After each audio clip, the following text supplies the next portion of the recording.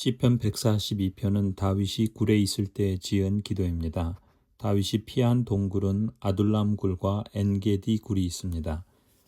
어느 굴인지 정확히 모르지만 두 경우 다 사울을 피해 도망 다니는 상황이었죠. 황량한 광야에서 은신할 수 있는 곳은 그저 깊은 동굴뿐이었습니다. 다윗은 언제 빠져나갈지 알 수 없는 수렁처럼 깊은 동굴 속에서 악을 쓰듯이 소리질러 봅니다. 1절에 나는 소리를 높여서 주님께 부르짖는다. 나는 소리를 높여서 주님께 애원한다. 내 억울함을 주님께 호소하고 내 고통을 주님께 아른다. 다윗이 굴 속에서 이렇게 소리 지를 때 아마도 그의 외치는 기도 소리는 메아리처럼 함께 더 크게 울려댔을 겁니다. 아마 그때 더 절망감이 들었을지도 모릅니다. 아무리 소리를 지르며 외쳐대도 아무도 들어줄 사람이 없기 때문입니다. 누구 하나 자신과 함께 울어줄 사람이 없다는 것이 다윗을 더욱 절망하게 했을 겁니다. 4절에 아무리 둘러보아도 나를 도울 사람이 없고 내가 피할 곳이 없고 나를 지켜줄 사람이 없습니다.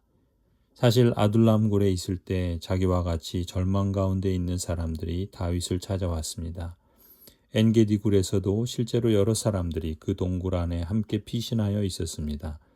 이처럼 사람들이 주위에 있었지만 사람이 없는 것도 무서운 일이지만 사람이 있음에도 불구하고 정작 아무도 자신의 마음을 나눌 수 없다는 현실이 다윗을 더욱더 절망하게 만들었습니다. 사람들 속에 있지만 혼자라고 느낄 때, 동굴 속 깊은 절망 가운데 빠져 철저하게 외로움을 느낄 때, 그것이 다윗의 몸과 마음을 더욱 힘들게 했습니다. 오늘 여러분이 사는 세상도 다윗의 상황과 크게 다르지 않은 것 같습니다. 세상만이 아니라 그리스도의 몸이라고 하는 교회 공동체에서도 그렇게 느끼는 것이 현대 그리스도인들의 현실입니다.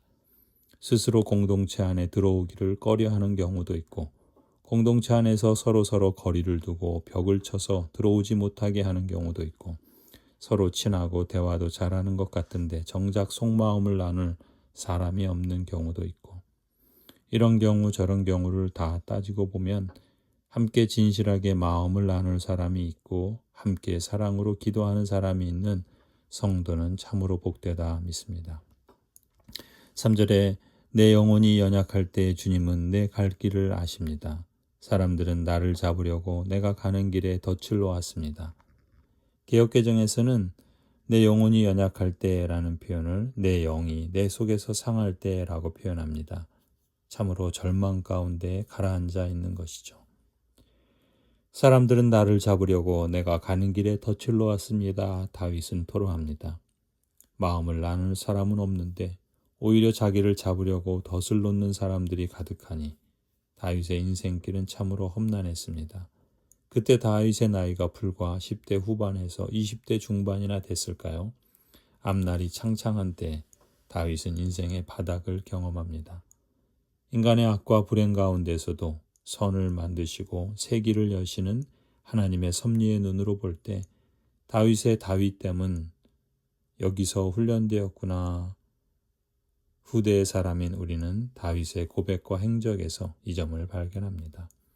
하지만 다윗의 입장에서 그가 처한 위기 상황 당시에는 언제 그 바닥을 치고 올라갈지 가늠할 수가 없었습니다.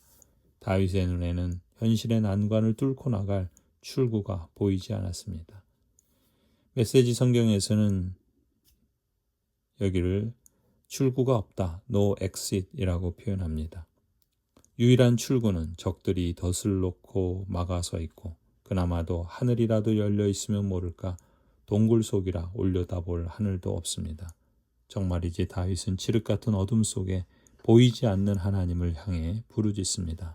5절 주님 내가 주님께 부르짖습니다. 주님은 나의 피난처 사람 사는 세상에서 내가 받은 분깃은 주님뿐이라고 하였습니다. 나는 너무 비참하게 되었습니다. 내가 이렇게 부르짖으니 내게 귀를 기울여 주십시오. 나를 핍박하는 자들에게서 나를 건져 주십시오. 그들이 나보다 강합니다. 다윗은 마지막 신음 같은 소리로 주님을 찾습니다. 주님은 나의 피난처이십니다. 나에게는 주님뿐입니다. 메시지 성경에서는 이 구절을 이렇게 표현합니다. 주님은 나의 마지막 찬스입니다. 나의 유일한 희망입니다.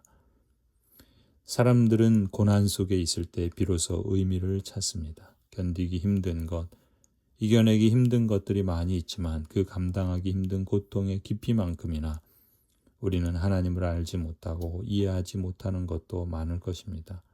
광야와 동굴은 이제껏 생각하지 못한 질문들을 묻게 하고 이에 대한 답을 찾게 합니다.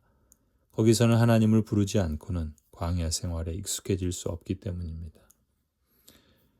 성도 여러분, 하나님이 우리의 인생에 허락하시는 체험들과 훈련들은 정말 하나도 버릴 것이 없다고 봅니다. 물론 그 귀중함을 깨닫는 데는 시간과 지혜를 필요로 하지만 말입니다. 분명한 것은 이것입니다. 전능하신 하나님께서 우리를 광야로 몰고 가실 때 그 광야는 우리의 삶을 끝장내는 것이 아니라 우리의 삶을 바꾼다는 사실입니다. 이것이 저나 여러분, 우리 그리스도인들이 다윗의 부르짖음에서 배우는 삶에 대한 새로운 시각이라 봅니다. 성도 여러분, 하나님은 여러분이 광야 가운데 있을 때에도 여러분을 포기하지 않으십니다. 하나님은 포기하지 않으시니 여러분도 스스로를 포기하지 마시기 바랍니다. 심지어 우리가 그 어느 때보다도 힘들고 절망스러운 밑바닥까지 내려갔다 할지라도 하나님은 절대로 포기하지 않으십니다. 하나님은 그 어떤 상황보다 크시다는 것을 기억하시기 바랍니다. 비록 광야를 지나고 불 속에 갇힐지라도 오늘 내가 살아있는 것은 하나님이 살려주시기 때문이요. 살려두시는 것은 아직 내게 시키실 일이 남아있기 때문입니다.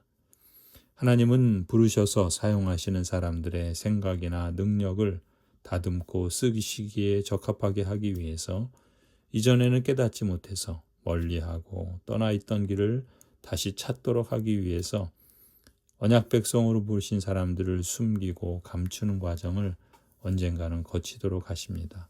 이 수련장이 바로 광야이고 막다른 동굴이죠. 광야는 고통스럽지만 결코 영원하지 않습니다. 하나님께서 뜻하시는 목적을 이루시고 나면 1분 1초도 낭비하지 않으시고 그 사람을 광야에서 끄집어내십니다. 그리고 전에 그 사람의 고집이나 자기중심성이 살아서 뛰어다닐 때보다 훨씬 무게 있고 아름다운 일들을 맡겨주신다 믿습니다. 7절에 내 영혼을 감옥에서 끌어내 주셔서 주님의 이름을 찬양하게 해주십시오. 주님께서 내게 넘치는 은혜를 베푸시니 의인들이 나를 감싸줄 것입니다. 하나님 앞에서 울부짖을 때 비로소 몸부림치던 다윗이 정신 차리게 됩니다. 평안을 되찾기 시작했습니다. 감옥 같은 굴 속에서 끌어내 주실 뿐만 아니라 주님의 이름을 찬양하는 일을 생각하게 하십니다. 주님의 은혜가 넘치고 이제 더 이상 홀로가 아니라 하나님을 섬기고 찬양하는 의인들을 주변에 세워주십니다. 성도 여러분, 마음의 걱정과 암울한 미래, 소망이 단절된 처지에서도 더 이상 피할 곳이 없는 굴 속에서도 주님께서는 여러분의 길을 알고 계신다는 고백이 여러분의 입에 있기를 바랍니다. 참으로 여호와는 항상 나의 길을 아시고 미리 준비하시는 분이라는 고백이 여러분에게 있기를 바랍니다. 비록 지금은 여러분이 혹 어두운 동굴에 있는 것 같아도 이런 상황을 만나게 하시는 의도를 다 알지 못할지라도 여호와께서 여러분의 마음과 눈과 걸음을 이전에 가보지 않은 놀라운 길로 인도해 주시기를 간절히 축원합니다.